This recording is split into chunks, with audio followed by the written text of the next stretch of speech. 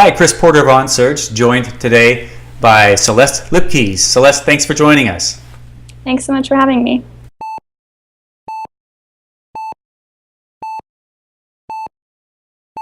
When you decided to pursue medical school, did you think you'd face some challenges that would be unique to your gender compared to your male colleagues? I actually feel like I might have been a little bit naive about how it would be being a woman in medicine. I came from a very different background. I actually studied poetry and taught for a while before I came into medicine, and I felt really supported in my undergrad institution. Half of our science classes were males. It was never sort of a thing that I thought would be an issue. Mm-hmm. And so it's been really interesting being in medical school and feeling very much like I am female and I'm having a different experience than some of my colleagues. Interesting. So there wasn't anything in advance that or perhaps even dissuaded you from pursuing a medical career? I actually feel really lucky in that degree. I don't think that that's an experience that all women have going into medicine. Obviously, there's a lot of talk about trying to get women into sciences and encouraging women in fields that are less represented. But I never really had that issue. I was really lucky to have a lot of professors and my family being very supportive of me, and to be in schools where, females were, like I said, pretty much half represented. So it wasn't until I got here that I was sort of like, oh, this is an issue that people are facing. So would you say you called yourself naive? Were you not naive enough that you didn't have questions to ask, like feel like you need to seek out a mentor to say, well, what happens to women in surgery, or? Right. I had a female PI of my lab who I really admired. I worked in a neuroscience lab when I was an undergrad at Hopkins, and she was a really great role model. She was like very strong, brilliant woman. She had a family, and I could see that was something that she struggled with more than some of her male people who were running lab colleagues. But for me, I guess I took such a circuitous route to medicine that I sort of, when I decided that I was going to do medicine, I just went all in and was sort of like, I'll figure it out when I get there. Right. And so for me, that wasn't so much something that I was thinking about going into it. And so what have you found out? What are you having to figure out? It's sort of a daily exploration. I think one thing that's really interesting to me is, obviously, I think it was in 1972 that women were actually allowed into medical schools, so it's pretty recent, and I think a lot of people don't appreciate that. The fact that I think my school has something like 45% female in our class, which is pretty average, is amazing. That obviously we've come from 0 to 45% in that number of years. But I guess my experience has been that almost all of our professors have been male. I'm not in my clinical years yet, so I haven't been in the actual hospital. And people don't really seem to notice that. Like, I did an intensive summer program, and it was in psychiatry, and all of the instructors and all the people speaking to us were male, and we maybe had like 30 physicians that we interacted with, and there were no females being represented. And I sort of brought it up at one point, and even though our program was maybe 75% female, no one else had really noticed. And so there seems to be this discrepancy between females aren't being represented in these higher levels of education, but even the females who are in the system aren't really noticing that and saying, like, why is this, So I think noticing has definitely been the first sort of step in understanding where I fit in the medical field. So representation of your gender then so far in the people that you're experiencing in your education. Have you run into any circumstances where you feel like you're being treated differently? I would say, because our class size is so big, it's interesting because I haven't really interacted with that many other physicians at this point, which is sort of sad. Like, it would be great if we had more interaction at the sort of lower levels of education. I think it's more of an expectation that it feels like the men in our class are more willing to be wrong about things. And so if a question is asked, invariably a guy is going to try and answer first. And it's interesting to sort of watch. One day I was like, I'm going to just see what happens. I'm not even going to like try and answer any of these questions. It was an anatomy lab, and just sort of watch what happens.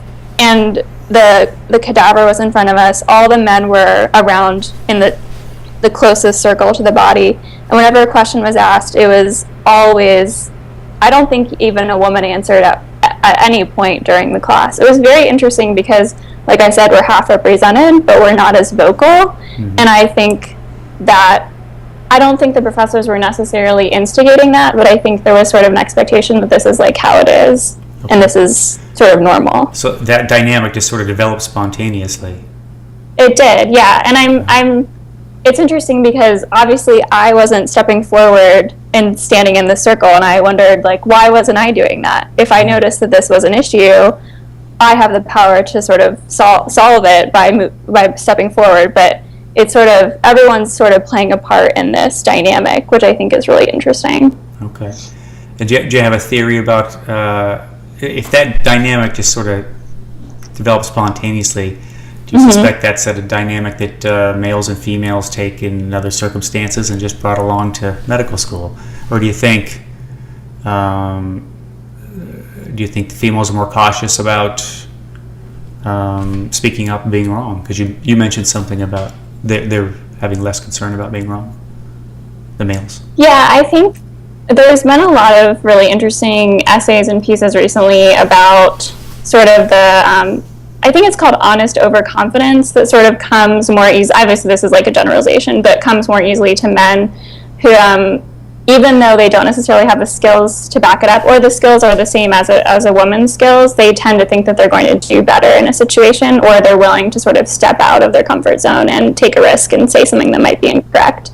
And I think that obviously pervades all aspects of our lives. But I think particularly for me, at least, it wasn't something I noticed until medical school. And I've been in school a long time. Like, I have not left school since I was in kindergarten. I mean, I got my master's, I was an undergrad. I never really had that experience until medical school. And I think part of it is I've never been in a place where people feel like they have to show how well they're doing all the time. Yeah. And that's a really interesting phenomenon to me. It's sort of like everyone, you look around and you think, oh, everyone's doing so well, everyone's getting really high, they're getting better grades than I am, they know more than I do, and everyone, I think, feels this way, and when we're honest with ourselves and talk about it, it's very helpful. But I do think that sort of environment is difficult if you aren't someone who has a really high natural level of confidence, even if you have really good skills, like even if you are very intelligent. Yeah. So what do you have expectations of how dynamics will be when you go to the wards, when you are working with patients in a bigger environment, more people? Do you expect to be, how do you expect your experience to be different than your male colleagues? I mean, I expect that the sort of willing to answer first phenomenon will continue, especially if we're, in large student groups where people are, the physicians are asking us questions. Since I noticed this, like I said, I've tried to take more of a positive effort to come forward with an answer, even if I know it isn't right. But I think that sort of phenomenon will definitely continue, especially probably in surgery and things where the field are sort of known for, getting asked a million questions that are really difficult in a row or whatever. Mm-hmm. What about outside of sort of the passive interactions where you're just responding to questions? Do you anticipate a different dynamic, say, with nurses on the nursing station than your male colleagues? That's an interesting question. I hadn't thought about that. I think, so I'm not sure if I think that someone's gender might affect how they treat other staff members, especially nurses that are predominantly female. I hope that males who have had their own, illness experiences, or who have, family members who are nurses or that sort of thing, would sort of will bring to the table a different kind of empathy than, we might expect. But I'm sure that the sort of stereotype of the male doctor sort of talking down to the female nurse I'm sure I'll see that. And I hope I don't see it from my colleagues, but invariably I'm sure that that's going to happen, and that will be upsetting. But okay, so that stereotype is something you've heard. Where did you pick? Where do you think you picked up that stereotype or heard that? So I actually have a lot of experience myself as a patient, so I've seen it as a patient, which is very uncomfortable as a patient, I'm sure, as the nurse as well. And then I also do read a lot about medicine. And most of the books are written by males, which is also very interesting. But I do read a lot of articles and a lot of books that are sort of personal narratives by physicians or nurses, and so I think I've seen that trope also occur in the literature as well. Sure. What else do you anticipate that'll be more challenging to you in the years coming? I guess for me, I'm really excited to develop relationships with my patients, because I came into medicine with obviously an interest in science, but more a draw towards people's stories and, like, you know, becoming involved in someone's life.